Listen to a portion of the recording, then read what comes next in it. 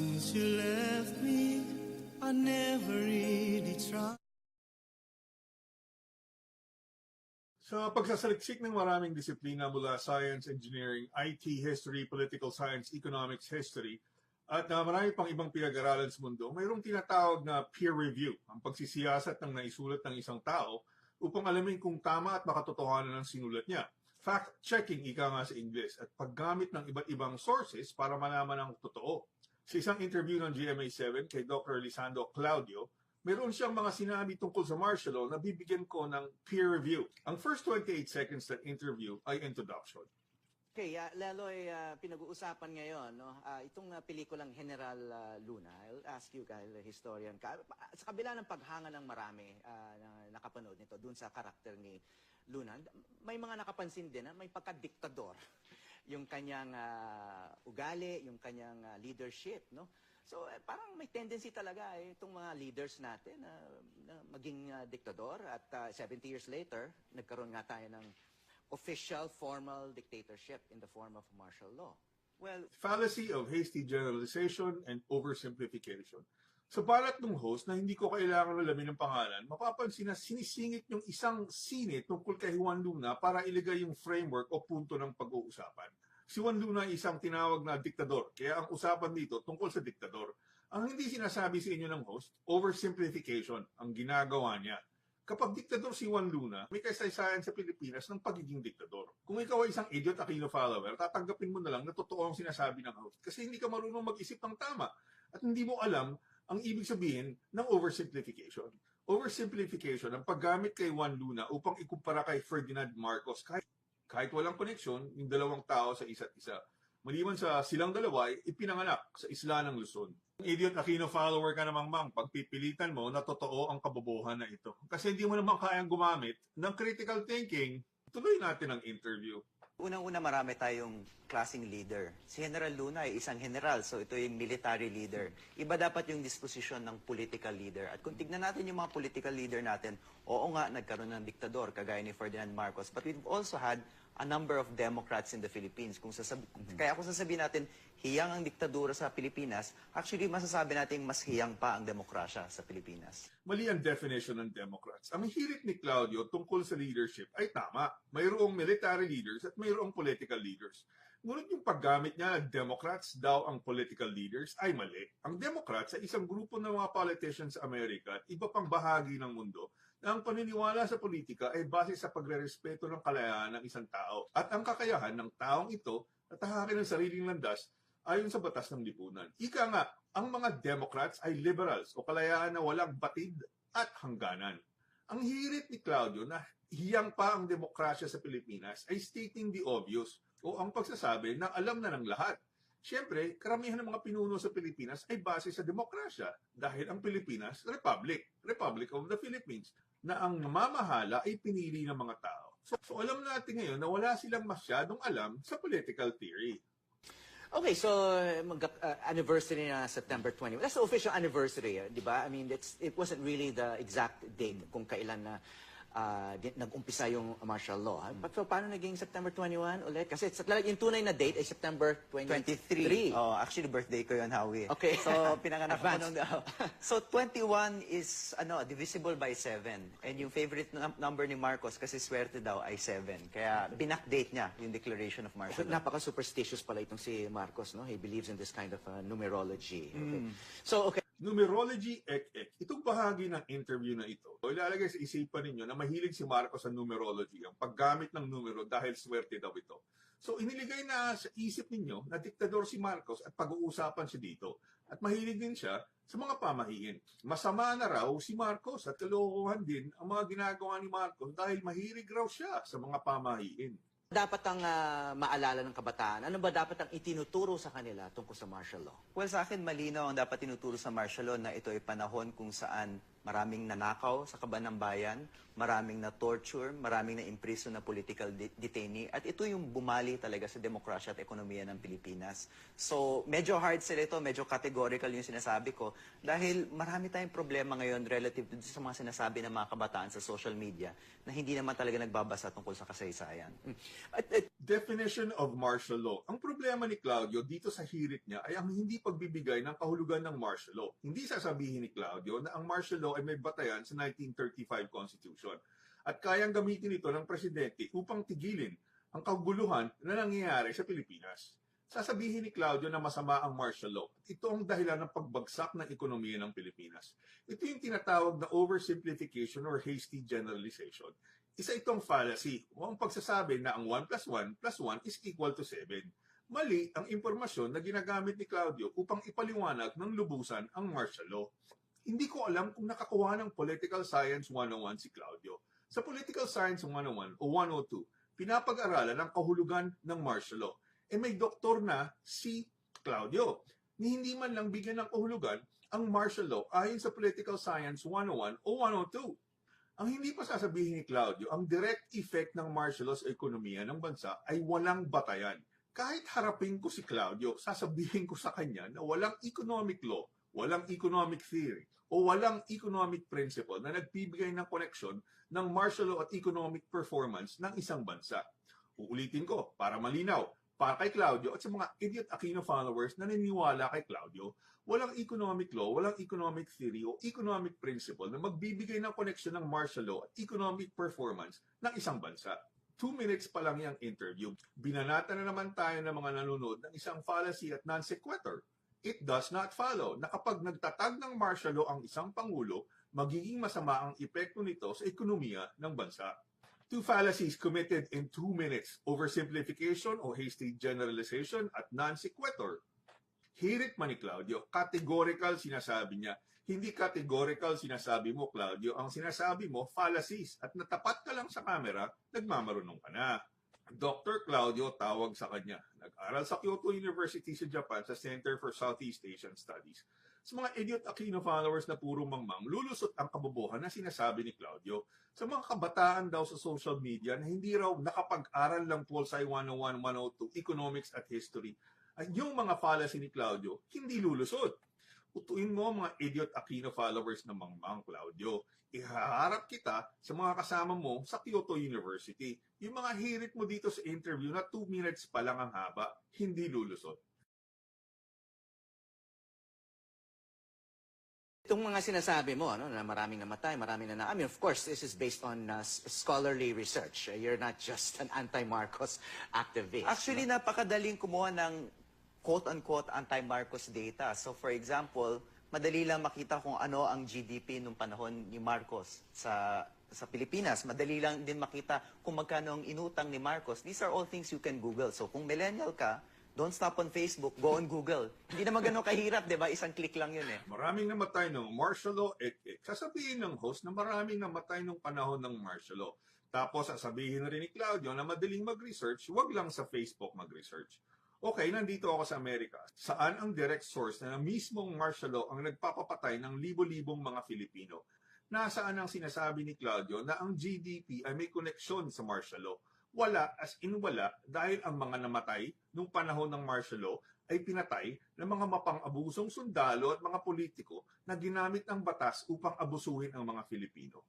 Ang martial law, mismong martial law, ay hindi kayang pumatay o manakit. Bakit? Dahil ito ay political principle o isang konsepto na galing sa politika. Anthropomorphism, ibig sabihin ng isang bagay at hindi tao ang gumagawa ng aksyon.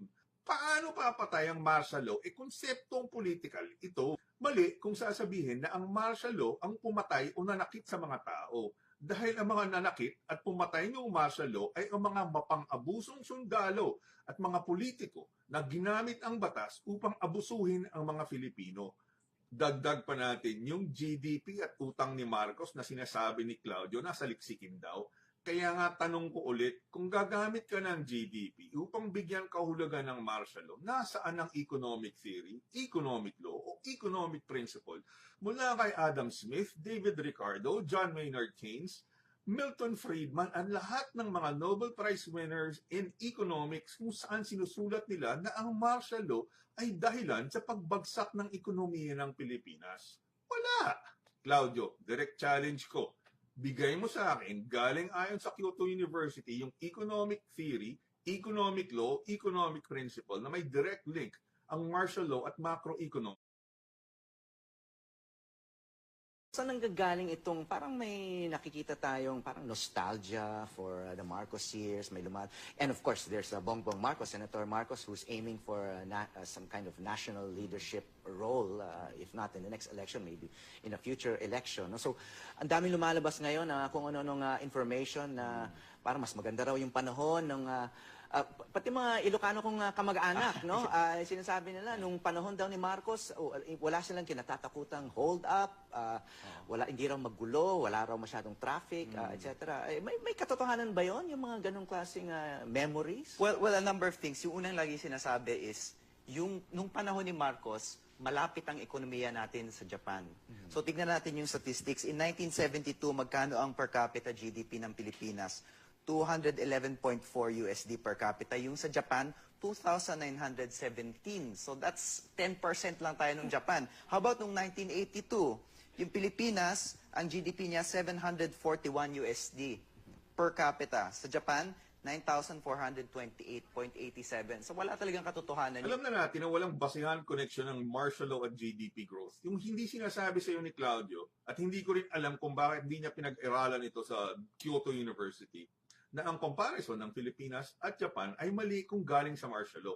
Hindi sinasabi sa atin ni Claudio na yung Japan ay export-oriented economy. Ibig sabihin, nag-export ang Japan ng Toyota, Mitsubishi, Honda, marami pang iba. Ang Pilipinas hindi export-oriented economy dahil sumakay mga mayayaman ng Pilipinas sa ekonomiya ng Estados Unidos. Yung mga mayayaman tulad ng mga Ayala hindi nag-export sa Estados Unidos. Yung mga mayayaman tulad ng mga Aquino Cojuangco at mga Lopez ng ABS-CBN, puro pagtatanim at pag-aani ng asukal ang alam. Asukal na hindi nagdulot ng kaunlaran sa karamihan ng mga Filipino. Sa Tarlac at Iloilo, na mga teritoryo ng mga Aquino Cojuangco at mga Lopez.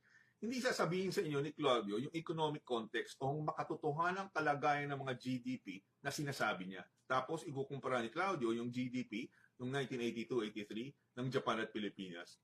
Ang hindi sinasabi sa atin ni Claudio, maliban sa export-oriented economy ng Japan, ang mga Hapon ay may saibatsu, mga kumpanyang itinatag ng mga pamilyang Hapon na galing sa ekonomiyang agrikultura at lumipas sa ekonomiyang pang-industriya o paggawaan ng kotse, barko, bakal, elektronika at marami pang iba. Halimbawa, yung Saibatsu ng Mitsubishi, galing sa isang pamilyang Hapon na nagtitinda ng bigas at galing sa yaman niyon ay nagtatag ng paggawaan ng kotse, eroplano at barko at marami pang iba upang magbigay ng trabaho sa mga Hapon at magpayaman sa kanilang mamamayan. Yung mga political at economic dynasty dito sa Pilipinas mula sa mga Aquino, Cojuangco, Lopez at mga Ayala na puro mga idiot Aquino followers ay hindi tumapat sa export-oriented economy ng Japan. Bakit? Hindi nila kayang harapin ang competition galing sa Japan. Inabangan lang nila yung binabato ng ekonomiya ng Amerika para yumaman sila sa pamamagitan ng pag-export ng asukal at iba pang agricultural products. Sa makatuwid, hindi sinasabi sa atin ni Claudio yung economic context ng GDP niya. Ibibigyan ka lang ng GDP para kunwari may alam siya. Kung idiot Aquino follower ka na walang alam sa economics, oo ka na lang ng oo. Tulad ng sinabi ng ating mga kaibigan sa Facebook, mas madaling manatiling tanga ang mga idiot Aquino followers kaysa mag-isip ng katotohanan.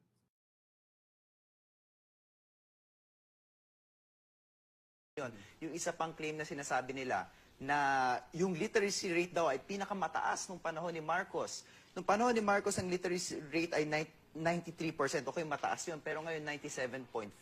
So, hindi ito golden period. At ito Literacy rate. Ang hindi sasabihin ni Claudio, yung literacy rate noong 1952, ayon sa sinulat ni Carlos P. Romulo, ay 49%. By 1970, 2 years before the declaration of martial law, ang literacy rate sa Pilipinas ay 83.4%. Kung ang literacy rate sa Pilipinas noong 1982 ay 93%, di na kailangan ng doctorate education from Kyoto University o Ateneo para ipaalam sa inyo kung ano ang nagawa ni Marcos sa literacy rate. Kaya kung sasabihin mo na 97.5% ang literacy rate ngayon, 2016 o 2015, in the 21st century, with computers at 150 million na items sa Library of Congress. At mga idinagdag mo pa ang mga libro sa Philippine National Library. May problem sa literacy from 1986 to 2015.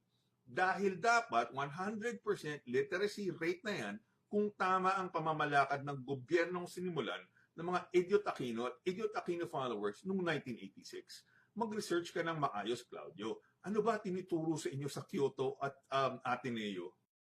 At ito yung reason, I think, kung bakit maraming may gusto sa Marcos period. Dahil nakikita nila yung present, sinasabi nila, ang dami naghihirap, basag ang ating lipunan ngayon. Kaya napakadaling mag-imagine ng past that never was. Because it's convenient, it makes you feel good. Pero if we're to be honest, that past never was to begin with. Okay. Ito na yung appeal to the emotions dahil puro fallacy na yung sinasabi ni Claudio, hasty generalization, oversimplifications, non sequitur, babanatan ka na ng mga pang-abay at pang-uri, ek-ek na walang basihan. Dr. Claudio already provided rationality and data to undermine and debunk your claims. I know you're younger than me, so that's why you should do more research before you sit in front of the camera. Isa pa, Dr. Claudio, yung mga judgment calls mo sa martial law ay walang basihan sa economic theory. Economic law, economic principle mula kay Adam Smith, David Ricardo, John Maynard Keynes, Milton Friedman, ang lahat ng mga Nobel Prize winners in economics. Kung saan, sinulat nila na ang martial law ay dahilan ng pagbagsak ng ekonomiya. Yung political science 101 definition mo ng martial law, nasaan, Dr. Claudio? Pero isa sa mga sinasabi ni Senator Bongbong Marcos, kung hindi raw bumagsak yung gobyerno ng kanyang ama, katulad na tayo ng Singapore ngayon. Ganun daw ang nagiging trend ng Pilipinas. No? So, ano ba yun?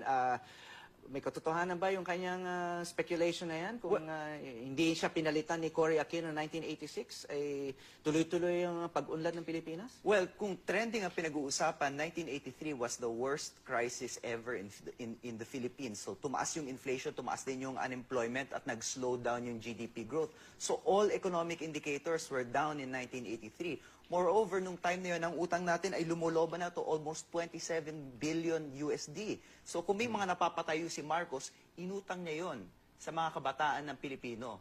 At binabayaran natin yon hanggang ngayon. So yung trend na yun magkakontinue, lalaki yung utang, lalaki yung pagbagsak ng ekonomiya, hindi tayo magiging Singapore. Hindi mo pwede gamitin ang GDP lamang upang bigyan ng liwanag yung sinabi ni Bongbong Marcos na counterfactual na kung hindi umalis si Marcos na tatay niya sa pagiging presidente, Singapore na dapat tayo ngayon.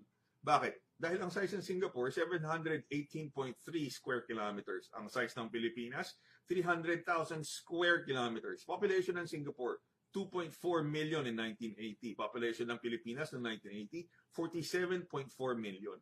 Ang tingin mo, Dr. Claudio, sa sinabi ni Bongbong Marcos, ay tingnan ng ekonomiya ayon sa GDP research mo.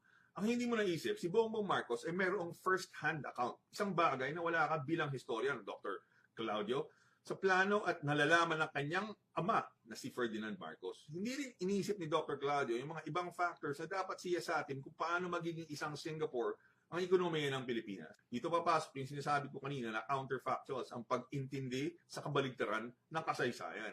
Kapag gagamit ka ng counterfactuals, titingnan mo ang lahat ng mga bagay-bagay at pangyayari nung panahon ni Marcos at hindi lang ang GDP. Ang hindi sinasabi ni Dr. Claudio, mayroong plano si Marcos na gamitin ang Bataan Nuclear Power Plant upang bigyan ng energy surplus ang Pilipinas para sa wide-scale manufacturing. Binuo ni Marcos ang LRT-1 at masusundan pa ito ng LRT-2, LRT-3, LRT-4, LRT-5, LRT-6, LRT-7. Tingnan niyo yung mga plans nun sa CDCP, Construction Development Corporation of the Philippines. Madadagdagan pa ang mga highway at kalye sa Pilipinas dahil si Marcos means more roads. At siya ang nagpagawa ng South Luzon Expressway, North Luzon Expressway, San Juanico Bridge, at iba pang mga proyekto sa Cebu at ibang bahagi ng Pilipinas. Tandaan mo rin, Dr. Claudio, sa pagbanat mo ng counterfactuals mo, na panahon ni Marcos ay nakatayo mga kumpanyang tulad ng Grosby, Greg Shoes, nag-export ng Levi's galing sa Makati, at nakatayo ang assembly plant ng Toyota sa Parañaque. Kung ihahambing mo ang Singapore sa Pilipinas, ang tamang paghahambing ay tingnan ang ginawa ni Cory Aquino at mga alipores niya tulad ng mga Ayala ng Makati, Lopez ng ABS-CBN at Meralco, mga Cojuangco ng PLDT at San Miguel, at mga nakapag-aral sa Harvard, America at Europa na Makati Business Club. Kunin mo ang mga nagawa nila Ayala, Lopez, Cojuangco at Makati Business Club pagkaalis kay Marcos. Natapatan ba nila ang ekonomiya ng Singapore pagkatapos umalis ni Marcos? Natapatan ba nila ang ekonomiya ng China at Japan mula noong 1986 pagkaalis ni Marcos? Tingnan mo rin, Dr. Claudio, yung pinagawa at iniwan ni Marcos na ginamit ni Cory Ayala, Lopez, Cojuangco at Makati Business Club. At hindi naman dinagdagan ni Cory Ayala, Lopez, Cojuangco at Makati Business Club. Sa madaling salita, yung ginawa ni Marcos na LRT, SLX, NLX, Toyota Plant, San Juanico, ginawa ni Marcos bago pa may gawin ng Singapore na ganyan. Samantala, yung mga pinagawa at iniwan ni Marcos na ginamit ni Aquino, Lopez, Ayala, Cojuangco at Makati Business Club ay hindi tinapatan ang pag-aasenso ng Singapore. Ang hindi pa sasabihin sa inyo ni Dr. Claudio na marahil hindi niya rin alam kasi wala siyang alam sa political science at macroeconomics at pinatunayan niya ngayon na wala rin siyang alam sa counterfactuals na ang utang ni Marcos ay normal para sa pagpapagawa ng infrastructure tulad ng North Luzon Expressway, South Luzon Expressway, nuclear power plant at iba pang mga infrastructures. Ang tawag dyan, deficit spending, gagastos ng gobyerno ng Pilipinas at uutang upang pakinabangan ang infrastructure ng mamamayan. Nandiyan ang tulad ng sinabi ko, LRT, NLX, SLX, San Juanico Bridge na hanggang ngayon ay pinakikinabangan ng mga Pilipino. Kahit sinong marunong sa macroeconomics, alam ang deficit spending. Di ba tinuro sa inyo yan sa Ateneo at Kyoto?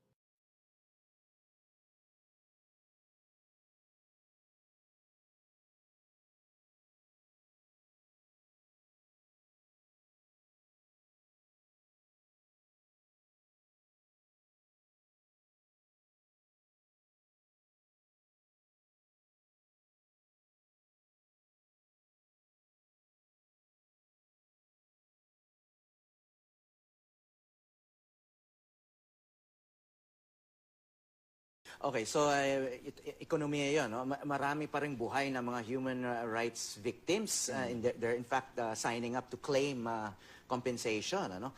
So sa larangan naman ng democratic rights, ano bang nangyari sa mga Pilipino noon? Well, over 80,000 ang political detainees noong panahon ni Marcos. Hindi ito nag-stand ng trial. Marami dito pinakulong lang dahil may mga nasabi sila sa media. Yung mga extrajudicial killings for the entire period, lumagpas ng 3,500. Mas malaki pa sa extrajudicial killings doon sa Chile noong panahon ni Pinochet. So these are statistics that are harrowing dahil marami talaga naghirap noong panahon na yun. Si Marcos, from 1965 to 1962, walang massacre. Si Cory, wala pang isang taon, Mendiola at Lupa massacre. Si Arroyo, Hacienda Luisita at Maguindanao massacre. Si Noynoy, 5 taon, Mama Sapano massacre. Patuloy na pagpatay ng AFP sa mga lumad na kapatid natin. Dr. Claudio, host ng GMA show, Comparative Analysis. Si Cory Aquino naging presidente noong February 25, 1986. Pagkatapos lang ng 10 months at 27 days, January 22, 1987, nangyari ang Mendiola Massacre kung saan 13 magsasaka ang napatay at 74 ang nasaktan. Sino yung papatay? Mga tao ni Alfredo Lim, yung naging mayor ng Maynila. Di ba tauhan ni Cory si Lim? Noong February 10, 1987, wala pang isang taon sa pagkapresidente si Cory. Lupa Massacre sa Nueva Ecija. Nangyari, 17 patay, 8 sugatan. Tandaan ninyo, wala pang isang taon, 2 massacre na ang nangyari kay Cory. Ayon sa librong Greed and Betrayal, a sequel to the 1986 EDSA Revolution, more than 23,000 extrajudicial killings from 1986 to 1990. Fast forward tayo kay Gloria Macapagal Arroyo. Naging presidente noong January 20, 2001.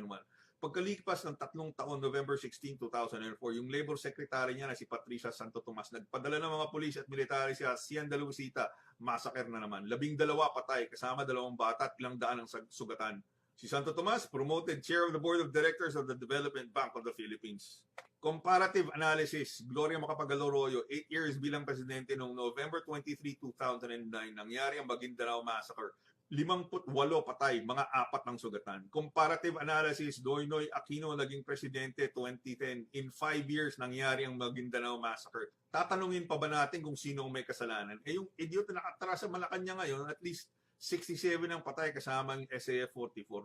Uulitin natin, si Marcos from 1965 to 1962 walang massacre. Si Cory wala pang isang taon, Mendiola at Lupa massacre. Si Arroyo, Hacienda Luisita at Maguindanao massacre. Si Noynoy 5 taon, Mama Sapano massacre. Patuloy na pagpatay ng AFP sa mga lumad na kapatid natin. May pinotse ka pang nalalaman yung mga idiot Aquino atrocities, hindi mo pinapansin. Tapos sasabihin si Marcos ba pang abuso at mamamatay tao at maraming naghihirap.